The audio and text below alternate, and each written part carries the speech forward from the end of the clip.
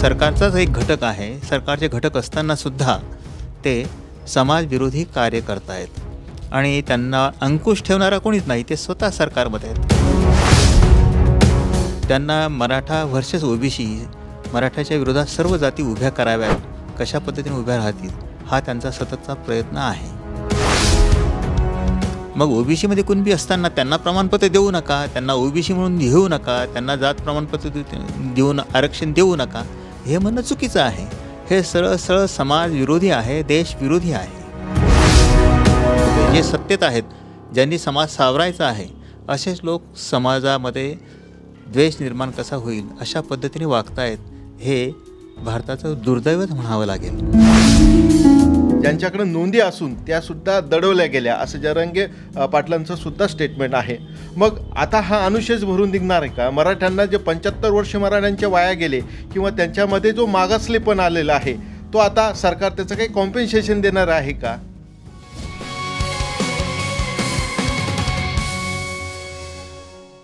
नमस्कार, मी राजेंद्र भोसले. आज पुन्हा एकदा आपल्यासोबत डॉक्टर रमेश सुरवंशी सर आहे. काल ओबीसी महा एल्गार मोर्चा झाला आणि त्या एल्गार मोर्चामध्ये छगन भुजबळ हे राज्याचे मंत्री आहेत.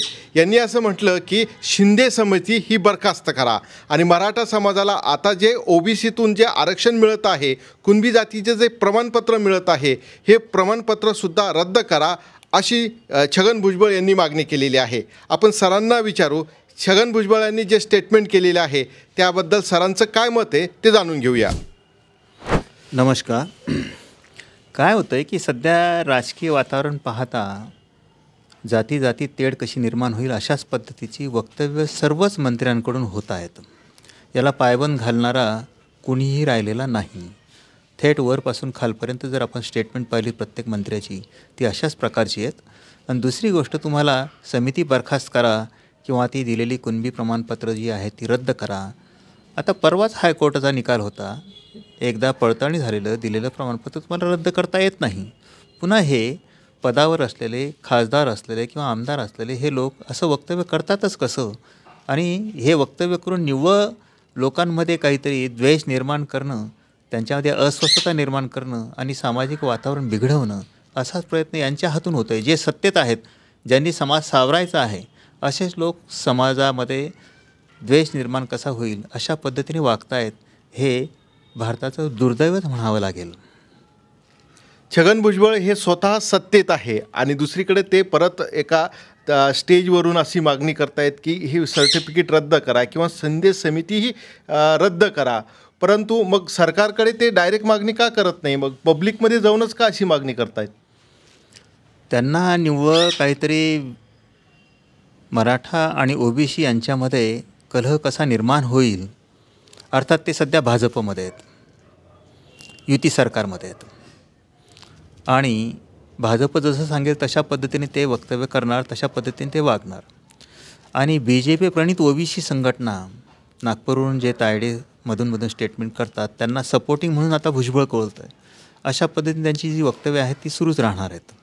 त्यांना मराठा व्हर्सेस ओबीसी, मराठाच्या विरोधात सर्व जाती उभ्या कराव्यात, कशा पद्धतीने उभ्या राहतील हा त्यांचा सततचा प्रयत्न आहे. म्हणजे सरकारमधूनच कोणीतरी त्यांना पाठबळ देत आहेत. ते सरकारमध्येच आहेत ना, पाठबळ द्यायचा काही प्रश्न नाही. ते सरकारचाच एक घटक आहे. सरकारचे घटक असतानासुद्धा ते समाजविरोधी कार्य करतायत आणि त्यांना अंकुश ठेवणारा कोणीच नाही. ते स्वतः सरकारमध्ये आहेत. आता एका बाजूला आपण जर पाहिलं, प्रमाणपत्र इश्यू करणं, कुणब्यांना किंवा मराठ्यांना आरक्षण द्या. आता कुणबी हा ओबीसीमध्ये आहेच ऑलरेडी आधीपासून. आत्तापर्यंत त्यांना प्रमाणपत्राची गरज भासत नव्हती म्हणून कोणी प्रमाणपत्र काढले नाहीत. अनेकांकडे पुरावे होते, खासदारपत्र 7-12 किंवा कुठे ना कुठे नोंदी आहेतच, पण त्यांनी एवढी दखल दिली नव्हती, घेतली नाही. आपल्याला प्रमाणपत्राची गरज नाही असं आत्तापर्यंत वाटायचं. हळूहळू परिस्थिती बदलत गेली, गरिबी वाढत गेली आणि दुसऱ्या बाजूला शिक्षणाचा खर्च वाढत गेला. त्यातून त्यांना आता ती गरज भासायला लागली. मग ते जुने पुरावे शोधायला लागले. जुने पुरावे आहेत आणि आधी सुरुवातीला कुणबी हे ओबीसीमध्ये घेतलेलेच आहेत. मग ओबीसीमध्ये कुणबी असताना त्यांना प्रमाणपत्र देऊ नका, त्यांना ओबीसी म्हणून घेऊ नका, त्यांना जात प्रमाणपत्र देऊन आरक्षण देऊ नका, हे म्हणणं चुकीचं आहे. हे सरळ सरळ समाजविरोधी आहे, देशविरोधी आहे.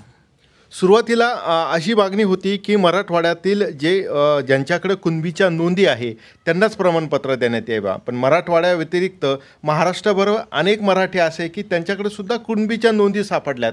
मग मनोज जरांगे पाटील यांनी या आंदोलनाचा दिशा थोडीशी बदलली आणि संबंध महाराष्ट्राला ही कुणबी प्रमाणपत्र द्यावं किंवा कुणबीचे समाविष्ट करून घ्यावा अशी मागणी केली. यानंतर महाराष्ट्रभर सगळी मोहीम सुरू झाली, कागदपत्र पडताळणी सुरू झाली, महाराष्ट्रभर प्रमाणपत्र मिळायलाही लागले. मग सुरुवातीला भुजबळांचा विरोध नव्हता, मग आताच का विरोध सुरू झाला? काय झालं आहे की आत्तापर्यंत एकूण मराठ्यांचं कंबरडं कसं मोडेल ही आत्तापर्यंत सगळी वाटचाल सुरू होती. त्यामध्ये शैक्षणिक मागास कसा होईल, आर्थिक मागास कसा होईल या प्रयत्नांमध्ये तो जेव्हा भरकटच चालला हा समाज, त्यांना शिक्षण महाग होत गेलं, उत्पन्नाची साधनं कमी झालीत, उत्पादन खर्चावर आधारित शेतीचा भाव मिळत नाही हेही लक्षात आलं, परिस्थिती हालाकी होत गेली, जमिनीचे तुकडे झालेत, गरिबी आली आणि त्यातून जेव्हा त्यांना शिक्षण घेण्यासाठी आरक्षण आवश्यक आहे हे कळालं तेव्हा ते आरक्षणाची मागणी करायला लागले. त्यावेळेला मग ज्यांच्याकडे पुरावा आहे त्यांना प्रमाणपत्र द्यावं हा तर आधीचाच नियम आहे. आता काही सरकारने नवीन काही वेगळी गोष्टी केली अशातला काही प्रकार नाही. खानदेशमध्ये, विदर्भामध्ये ज्यांच्याकडे कुणबी म्हणून कुठेतरी नोंद सापडली खासरामध्ये किंवा शेती वगैरे या कागदपत्रांमध्ये, तर त्यांना कुणबी प्रमाणपत्र दिले, त्यांच्या व्हॅलिडिटी झाल्यात. मग आत्तापर्यंत महाराष्ट्रभर कुणबीच्या नोंदी जिथे जिथे होत्या ते आता शोधायला लागलेत, कारण आतापर्यंत गरज नव्हती. उत्पन्न कमी झालं आणि खर्च वाढत गेला, शैक्षणिक फीस वाढत गेली. मुलांना जर शिकवायचं असेल तर फीस तुम्हाला द्यावी लागणार. एका बाजूला 2-3 हजार आणि एका बाजूला 2-2.5 लाख एवढा जो तफावत आहे फीसमध्ये. त्यासाठी आता आपण कुणबी म्हणून प्रमाणपत्र मिळवणं आणि ओबीसीची सवलती घेणं हे आवश्यक आहे हे वाटायला लागल्यानंतर प्रत्येकजण आपले पुरावे शोधायला लागलं आणि पुरावे आहेत आणि ते आहेत, त्या जर नोंदी आहेत, नोंदीनुसार त्यांना नियमानुसार कायद्यानुसार त्यांना ओबीसीचं प्रमाणपत्र द्यायला हरकत नाही. त्याला विरोध करणं म्हणजे तुम्ही या तुमच्या देशाच्या एकूण भूमिकेला विरोध करणं असंच होईल आणि सत्तेत असताना तो विरोध करणं हा सरळ देशद्रोह आहे. आता या कुणबी नोंदी सापडत आहेत मराठा समाजाच्यात, म्हणजे याचा अर्थ मराठा समाज हा कुणबी जातीमध्ये होताच हे आता सिद्ध झालेलं आहे, बरोबर. परंतु आता हा जो अनुशेष आहे, 75 वर्ष मराठ्यांना आरक्षण मिळालं नाही, ज्यांच्याकडे नोंदी असून त्यासुद्धा दडवल्या गेल्या असं जरांगे पाटलांचं सुद्धा स्टेटमेंट आहे. मग आता हा अनुशेष भरून निघणार आहे का? मराठ्यांना जे 75 वर्ष मराठ्यांच्या वाया गेले किंवा त्यांच्यामध्ये जो मागासलेपण आलेला आहे तो आता सरकार त्याचं काही कॉम्पेन्सेशन देणार आहे का?